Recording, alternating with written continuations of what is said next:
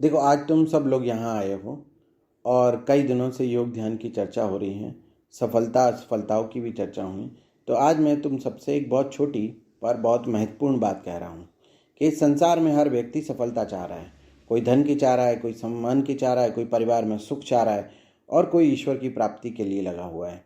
लेकिन यदि मन स्थिर न होगा तो इसमें से ऐसी कौन सी सफलता है जो टिक पाएगी? क्योंकि जब मन हमारा भूतकाल में भागेगा या भविष्य की चिंताओं में भटकता है तो हम अपनी ऊर्जाओं को नष्ट करते हैं, अर्थात शक्ति बिखर जाती है। इसलिए मैं बार बार कहता हूँ कि सबसे पहले अपने प्राणों को संभालो, और प्राणों को संभालने के लिए प्राणायाम। और प्राणायाम का समझो कि जब प्राणायाम करते हो तो केवल श्वास नहीं लेते, बल्कि अपने भीतर बिखरी हुई चेतना को एकत्र करते हो। प्राण संतुलित होने लगते हैं, मन अपने आप शांत होने लगता है, और जब मन शांत होता है तो निर्णय सही होते हैं। निर्णय सही होते हैं तो कर्म में सिद्धि आने लगती है, और जब कर्म में सिद्धि आने लगेगी तो मंत्र का प्रभाव भी दिखाई देने लगेगा। तो एक बात और सुनो कि एक छोटी इसके ऊपर एक कहानी बताता हूँ कि एक बार एक लड़का पहाड़ों में घूमने गया। अचानक उसका पैर फिसल गया, और पैर फिसला तो वो एक चट्टान के किनारे पर लटक गया। नीचे बहुत गहरी खाई थी, चारों ओर जैसे कोई सहायता थी नहीं, और उस समय उसके मन में केवल एक ही विचार था कि मुझे अपने प्राण बचाने हैं। उसने घबराहट को अपने ऊपर हावी नहीं होने दिया। उसने अपनी श्वास को संभाला, मन को स्थिर किया और पूरी शक्ति के साथ ऊपर चढ़ने का प्रयास किया, और थोड़ी बहुत देर में ही वह सुरक्षित ऊपर बच के निकल आया। यदि उस समय वह मन का डर, चिंता, कल्पनाओं, ये सब चीज़ों में उलझ जाता तो शायद नहीं बच पाता। तो इसीलिए मैं कहता हूँ कि जीवन का जो प्राण है, जो स्थिरता है, वही सत्य है।